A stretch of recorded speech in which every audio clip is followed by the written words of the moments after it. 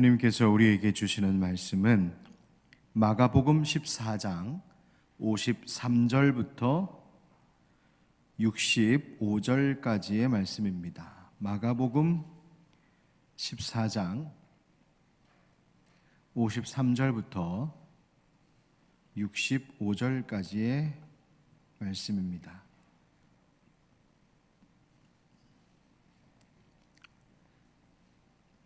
주님의 말씀을 제가 한 절, 여러분들 한 절 교독하겠습니다.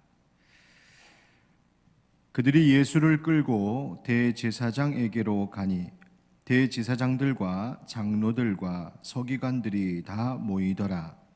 베드로가 예수를 멀찍이 따라 제사장의 집들 안까지 들어가서 아랫사람들과 함께 앉아 불을 쬐더라. 대제사장들과 온 공회가 예수를 죽이려고 그를 칠 증거를 찾되 얻지 못하니 이는 예수를 쳐서 거짓 증언하는 자가 많으나 그 증언이 서로 일치하지 못함이라. 어떤 사람들이 일어나 예수를 쳐서 거짓 증언하여 이르되 우리가 그의 말을 들으니 손으로 지은 이 성전을 내가 헐고 손으로 짓지 아니한 다른 성전은 사흘 동안에 지으리라 하더라 하되 그 증언도 서로 일치하지 않더라. 대제사장이 가운데 일어서서 예수에게 물어 이르되 너는 아무 대답도 없느냐? 이 사람들이 너를 치는 증거가 어떠하냐 하되 침묵하고 아무 대답도 아니하시거늘 대제사장이 다시 물어 이르되 네가 찬송받을 이의 아들 그리스도냐? 예수께서 이르시되 내가 그니라. 인자가 걷는 자의 우편에 앉은 것과 하늘 구름을 타고 오는 것을 너희가 보리라 하시니 대제사장이 자기 옷을 찢으며 이르되 우리가 어찌 더 증인을 요구하리요? 그 신성 모독하는 말을 너희가 들었도다. 너희는 어떻게 생각하느냐 하니 그들이 다 예수를 사형에 해당한 자로 정죄하고 다 같이 어떤 사람은 그에게 침을 뱉으며 그의 얼굴을 가리고 주먹으로 치며 이르되 선지자 노릇을 하라 하고 하인들은 손바닥으로 치더라. 아멘. 평안히 잘 주무셨습니까? 이곳에 함께하고 계신 우리 성도님들 또 이 시간 가정에서 영상을 통하여 함께하고 있는 모든 우리 사랑하는 형제 자매들에게 하나님께서 오늘도 귀한 은혜와 사랑으로 함께해 주실 줄 믿고 또한 축복합니다. 오늘 함께 말씀 나누겠습니다. 한번 따라 하실까요? 용기 흔들리지 않는 믿음. 사순절과 고난주간 전체가 예수 그리스도의 십자가 고난과 그 죽음을 기억하는 날들인데 그 중에서도 지금 지나고 있는 고난주간 또 그 중에서도 특별히 목요일, 금요일, 토요일은 우리가 성삼일, 부활절 성삼일 이렇게 따로 이름합니다. 그래서 그 의미들을 더 깊이 기념하는 시간을 이제 오늘 목요일 또 내일 금요일, 토요일 그렇게 갖고 있습니다. 그 성삼일 중 오늘이 바로 성목요일인데요. 전통적으로 교회는 이 성목요일 저녁이 되면 성만찬을 베풀고 때로는 그 목요일에 세족식을 거행했습니다. 이것은 예수님께서 우리를 위하여 희생하시고 또 그 희생으로 섬겨주셨듯이 예수 그리스도를 믿는 우리 그리스도인들도 그분을 본받아 서로가 서로에게 종이 되어 희생하고 섬겨야 할 것을 배우게 하는 것이요 그것을 또한 다짐하는 날이다라고 하는 의미입니다. 또 이 성목요일은 화해와 용서의 날로 정하여 지키는 전통이 있습니다. 왜냐하면 예수님께서 섬김의 종으로 제자들의 발을 친히 씻기셨을 때에 다음과 같이 말씀하신 것 때문입니다. 요한복음 13장 34절에 예수님 말씀하시기를 새 계명을 너희에게 주노니 서로 사랑하라. 내가 너희를 사랑한 것 같이 너희도 서로 사랑하라 말씀하셨습니다. 서로 사랑하라라는 이 명령의 말씀 때문에 이 새로운 계명을 기억하고 지키는 날로 특별히 여기는 것이 바로 이 성목요일이었습니다. 그래서 교회는 이 성목요일에 어떤 일들을 했었냐면 소위 공중 회개자들과의 화해라고 하는 의식을 거행했습니다.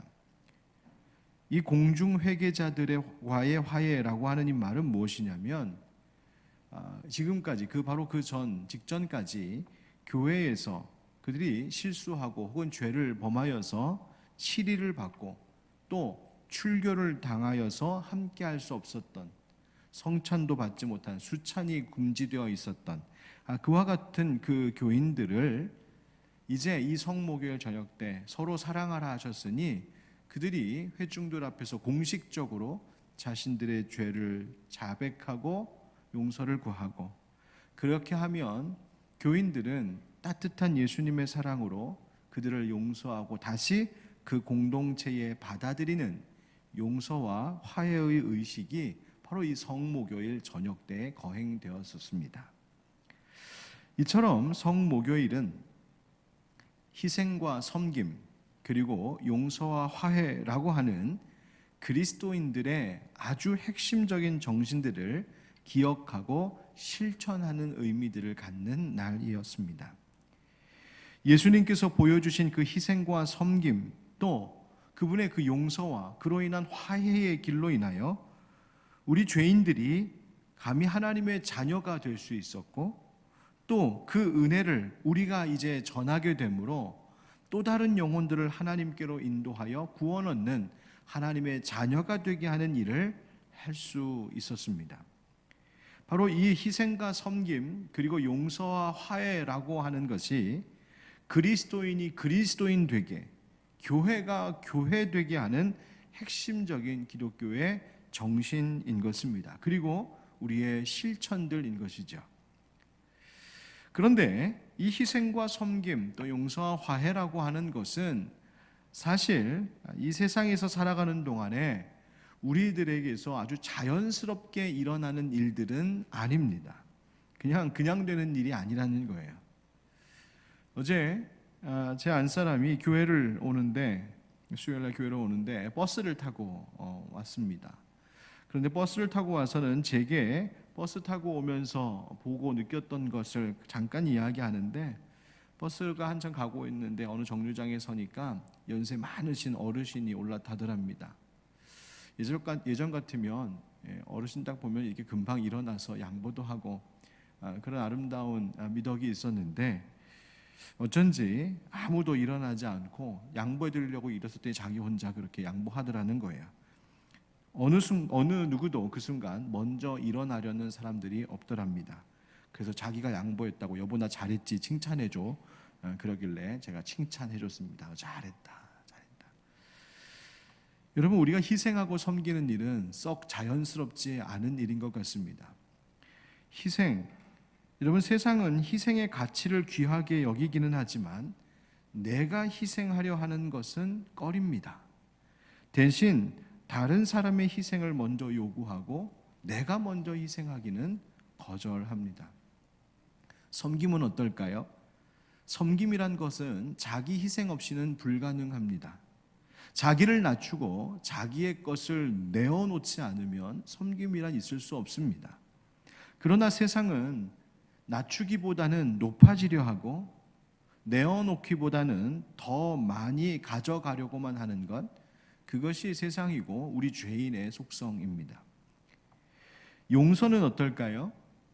앞서 소개해드렸던 공중회개자들과의 화해, 이런 것이 공식적으로 교회 안에서 이루어지려면, 즉 죄지었던 심지어 출교당했던 이들을 받아들일 수 있는 그런 교회가 되려면 회개하는 자들의 정직함과 용기가 필요할 뿐더러 또한 받아주는 사람들의 교회의 깊은 관용과 배려가 필수적입니다. 즉 덮어주는 사랑이 필요하다는 거예요. 그런데 이 죄인인 우리들은 나는 용서받기를 원하지만 다른 사람을 용서하는 것에는 너무나 인색한 우리들임을 깨닫게 됩니다. 화해는 어떨까요?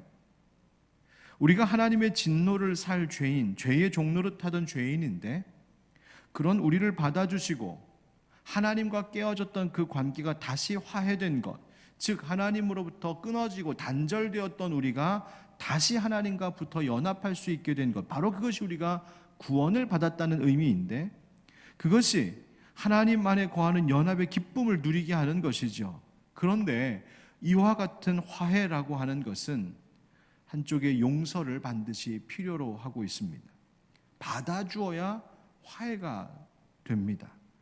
잘못에 대한 책망을 이제 내려놓고 그것을 뛰어넘어야, 그것을 초월해야 화해가 가능해집니다. 이와 같은 것들이 죄인의 속성을 여전히 가지고 있는 우리들의 모습 속에서는 참으로 부딪힘으로 다가올 때가 너무나 많습니다. 희생하려고 하면 왜 나만 이렇게 손해를 봐야 돼? 하는 마음이 먼저 불쑥 올라옵니다. 섬기려고 하면 아니 내가 왜 이렇게 낮아져야 하는데, 왜 내가 저 사람한테 고개를 숙여야 되는데, 나도 대접받고 싶고 나도 섬김받을 수 있는데 왜 나만 그렇게 먼저 희생하고 섬겨야 해? 라는 마음이 불쑥 올라옵니다. 용서하려 할 때는 여러분 어떠십니까? 용서해야 된다는 것을 알면서도 내가 받았던 마음의 상처와 아픔이 자꾸만 스며 올라옵니다. 미움과 분노의 감정이 일순간에 나를 사로잡을 때가 있습니다.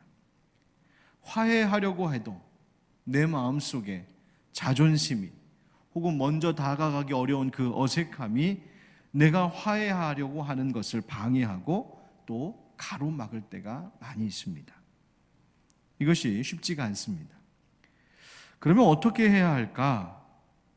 결국 우리는 이 죄 많은 우리의 본성에 의지해서는, 우리 스스로의 힘을만 의지해서는 결코 이 일들을 실천하기가 어렵습니다.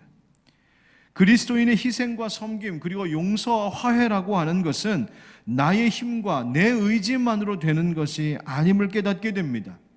오히려 예수 그리스도께서 보여주셨던 그 희생과 섬김의 본을 따라가는 것이어야 하고, 예수 그리스도의 영이신 성령님께서 내 안에 예수님에 대한 사모함을 부릴 듯 일게 하여 주셔서 그것을 본받기를 방해하고 있는 모든 장애물들을 뛰어넘을 수 있도록 그렇게 성령님이 우리 속에 의지와 그 열정을 주셔야, 우리를 도우셔야 그렇게 할 수 있는 것입니다.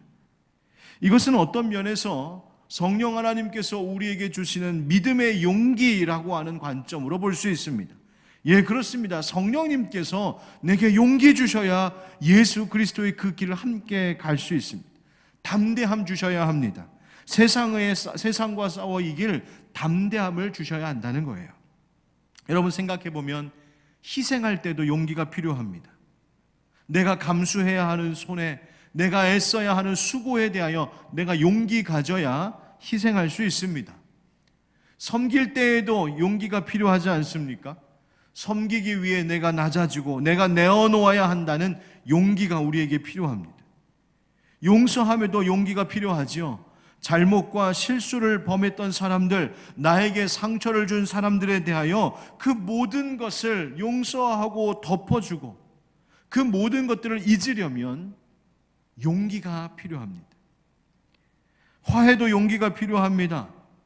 화해라고 하는 것은 지금 이 순간으로 그냥 끝나는 것이 화해가 아니라 회복된 이 관계를 앞으로도 계속 이어가겠다라고 하는 결단인데, 그러려면 앞으로 어쩌면 또다시 다가올지 모르는 관계의 부딪힘, 갈등 혹은 후회, 이런 것들에 내가 앞으로는 다시는 흔들리지 않겠다라고 하는 용기가 바로 화해를 위해서는 반드시 필요합니다.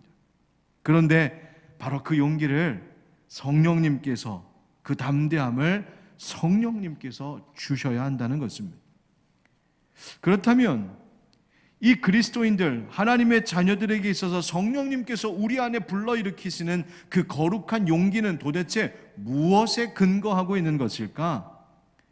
하나님 아버지께서 기뻐하시는 그 길을 가는 하나님의 자녀들은 하나님께서 그 인생의 길을 붙들고 돕고 계신다라고 하는 그 하나님에 대한 믿음이 우리 신앙생활 용기의 근거가 되는 것입니다. 하나님이 나와 함께 하신다. 하나님이 나를 도우신다. 우리 그리스도인들이 이 세상에 죄악된 것들과 싸워 이길 담대한 용기라고 하는 것은 자기 자신에 대한 자만심도 아니고 무모한 담력도 아니고 내 힘으로 할 수 있다라고 하는 만용도 아니고 나는 비록 약하지만 내 죄인된 여전히 죄의 습성들이 남아있는 나는 희생하고 섬기고 용서하고 화해하려고 할 때마다 나의 과거의 상처와 내 감정의 잔재들이 자꾸만 그런 것들을 가로막고 방해할지 모르지만 하나님이 나를 도우십니다. 하나님이 나를 붙드십니다 라고 하는 그 믿음의 근거를 두어 그 믿음으로 말미암아 용기를 내는 것입니다. 예수님은 그리스도인들이 가져야 할 담대한 그 믿음의 용기의 본을 보여주셨습니다.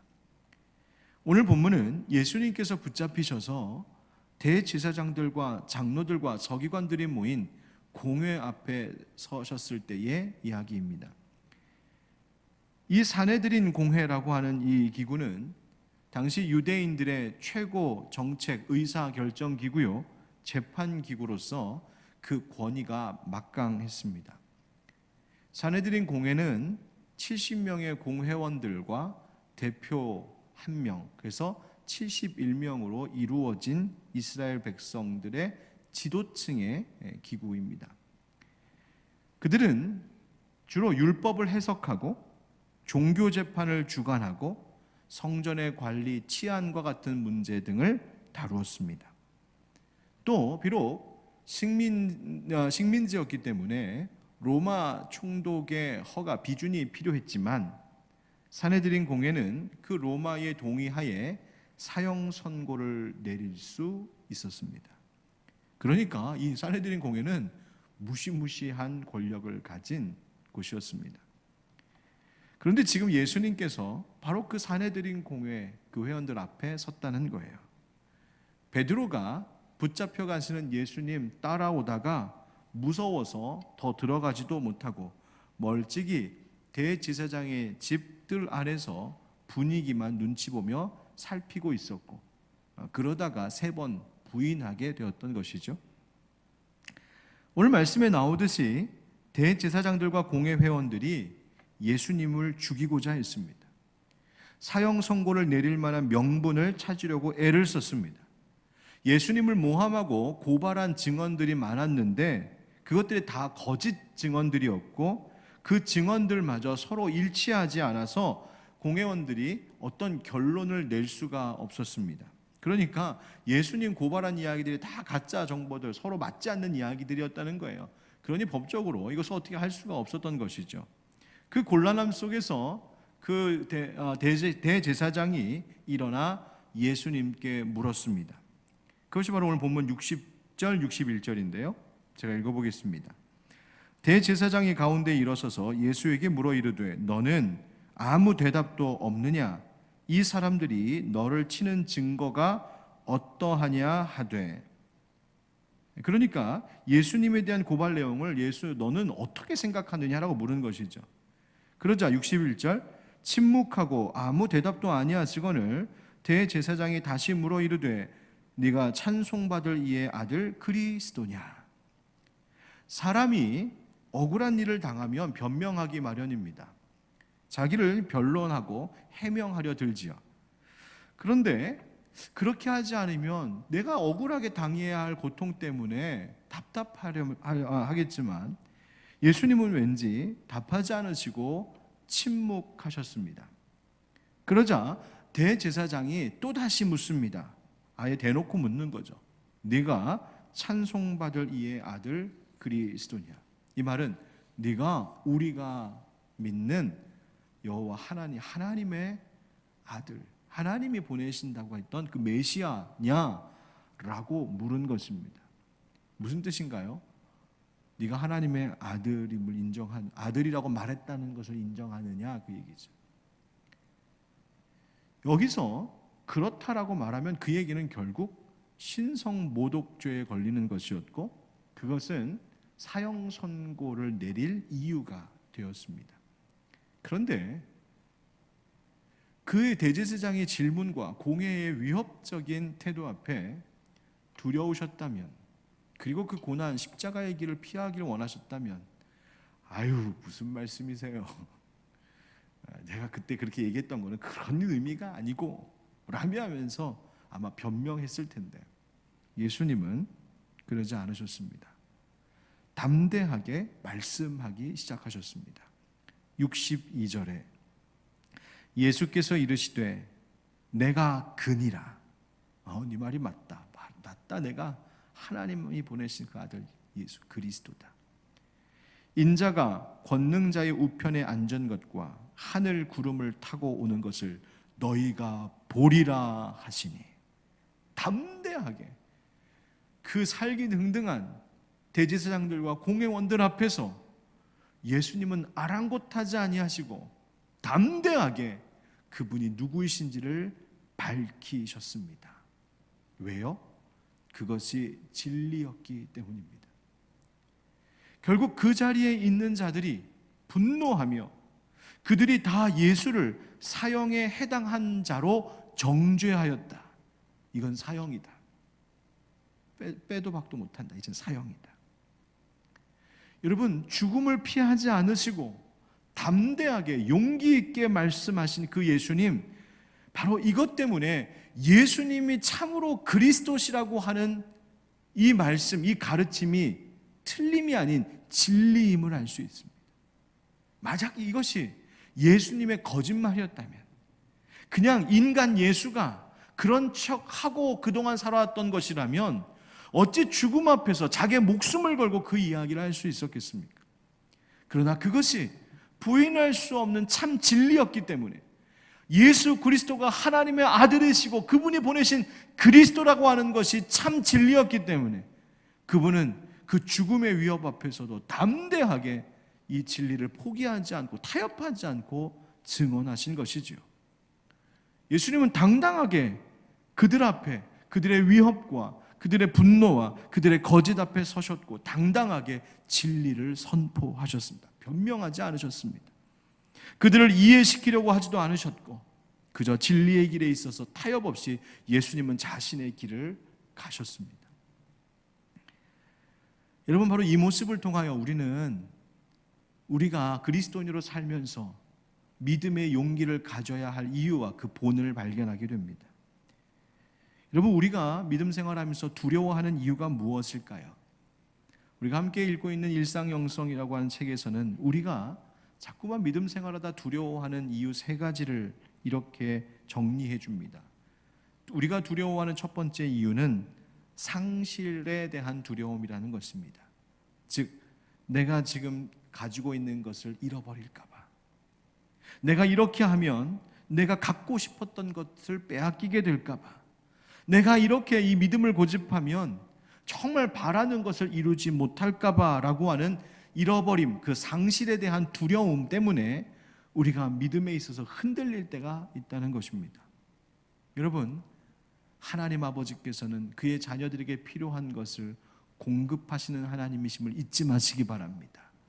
하나님은 우리에게 있는 즐거움을 빼앗아가시는 분이 아니라 하나님은 우리에게 더 참된 즐거움, 더 크고 풍요로운 즐거움을 채워주시길 원하시는 하나님이심을 잊지 마시기 바랍니다. 그것을 믿을 때에 두려움을 이길 수 있습니다. 두 번째 두려워하는 이유는 실패할 때 찾아올 자존심 때문이라는 겁니다. 내가 이렇게 도전했다가 혹은 내가 이렇게 했다가 실패하면 어쩌지? 실패하면 그 무너진 자존심을 어떻게 하지? 이 책에서 이야기를 하면서 한 이야기 일화를 들려주는데, 여러분, 그 유명한 돌아가신 빌리 그레이엄 목사님 이야기를 들려줍니다.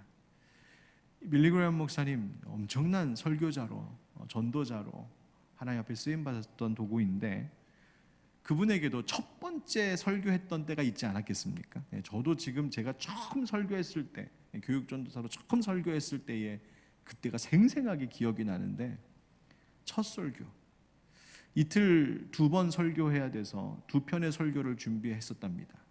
그런데 얼마나 긴장하고 얼마나 떨었는지 첫 번째 설교하는 그 시간에 2편의 이야기를 다 해버렸다는 겁니다. 심지어 2편의 이야기를 다 했는데도 10분밖에 지나진 않았답니다. 이 무너진 자존심, 이 무너진 체면, 만약 그때 빌리그람 목사님이 난 다시는 설교하면 안 되겠다, 난 설교자가 아닌가 보다, 나는 하고 그 무너진 자존심 때문에 모든 것을 포기하고 내려놓았다면, 그 이후에 그 목사님을 통하여서 선포되었던 하나님의 말씀, 그 복음의 메시지, 그리고 그것을 듣고 예수를 만났던 수많은 구원받은 영혼들, 우리는 그와 같은 일을 경험할 수 없었을 것입니다. 세 번째, 두려움을 갖게 하는 세 번째 이유는 결국 심한 박해, 즉 핍박의 문제입니다. 내가 예수 그리스도를 믿는 길을 갈 때에 다가오는 이 박해, 세상적인 손해, 이런 것에 겁을 먹고 위축되는 것이죠.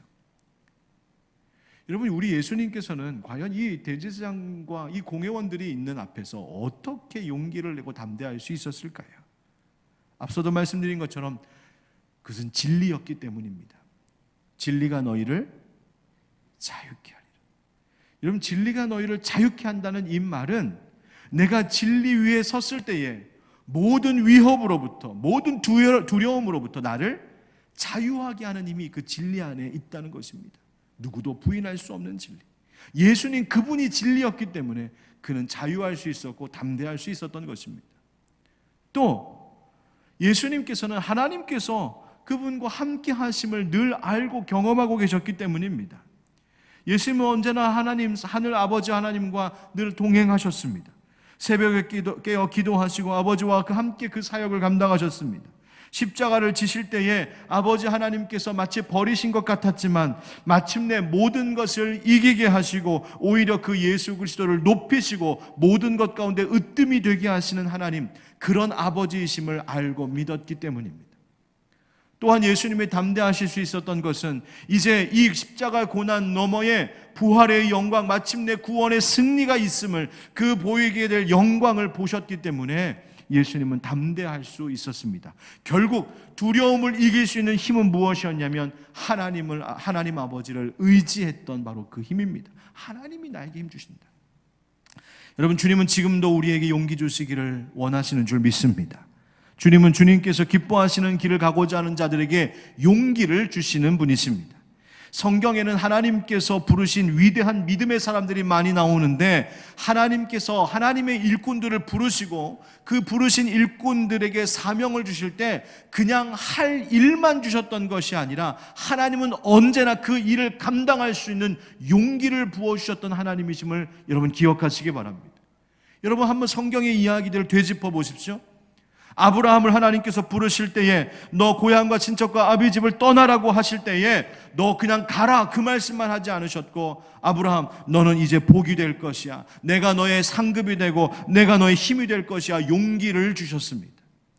모세를 부르실 때에도 출애굽, 그 애굽으로부터 그 구원에는 출애굽 사역, 두려워하고 있는 모세에게 일만 주신 것이 아니라 모세야 내가 너의 힘이 되어주겠다라고 말씀하셨습니다. 이사야 선지자를 부르셨을 때에도 이사야는 하나님 나는 부정한 사람입니다 라고 두려워했을 때에 하나님은 핀수치로 그의 입술에 그 불을 대어 죄를 사하시고 죄 용서만이 아니라 내가 너를 택하였음을 보여주셨고 힘주시는 용기를 부어주셨습니다. 그래서 누구를 보낼 거라고 할 때에 주님 내가 여기 있사오니 나를 보내소서, 이사야는 그렇게 말할 수 있었습니다. 에스겔을 하나님께서 부르실 때에도 말씀의 두루머리를 먹게 하시고 말씀하시기를 내가 너를 단단하게 하겠다, 두려워하지 말아라, 다른 사람들의 얼굴을 보면서 두려워 떨지 말라고 용기 주셨습니다. 예수님을 잉태하였던 마리아를 하나님께서 천사를 통하여 부르실 때에도 복된 여인이라고 천사를 통하여서 용기 주셨고 그래서 감당할 수 있게 하셨습니다. 사도 바울을 부르실 때에도 금식하고 있던 그 사울에게 경건한 사람 아나니아를 보내서 세례를 받게 하시고 음식을 먹여 기운을 힘을 갖게 기운 차리게 하셨습니다. 용기 주셨습니다. 제가 목회를 시작할 때에도 우리 교회를 시작할 때에도 그리고 그 이후로 매 순간도 결코 이 사역은 제가 한 것 아니고 하나님이 제게 용기 주셨기 때문에 감당할 수 있었습니다. 우리 교회 처음 시작할 때에도 이 처음 시작하는 개척교회에 동참할 수 있었던 것도 하나님이 함께 하신 여러분들에게 성령을 통하여 용기를 주셨기 때문에 우리는 이 길을 함께 출발할 수 있었습니다. 여러분, 지금도 주님은 우리에게 용기 주시길 원하십니다. 여러분, 무엇 때문에 두려워하시나요? 하나님의 사랑이 영원히 함께하리 십자가의 길을 걷는 자에게, 순교자의 삶을 사는 이에게, 조롱하는 소리와 세상 유혹 속에도 주의 순결한 신부가 되리라 내 생명 주님께 드리리. 여러분, 우리가 함께 찬양으로 늘 고백했던 것처럼 공회 앞에서 당당하고 담대했던 예수님의 용기를 배워 우리 모든 세상에 맞서고 죄의 유혹을 물리칠 수 있는 용기 있는 신앙인, 믿음 있는 신앙인들 되시기를 예수님의 이름으로 축원드립니다. 아멘.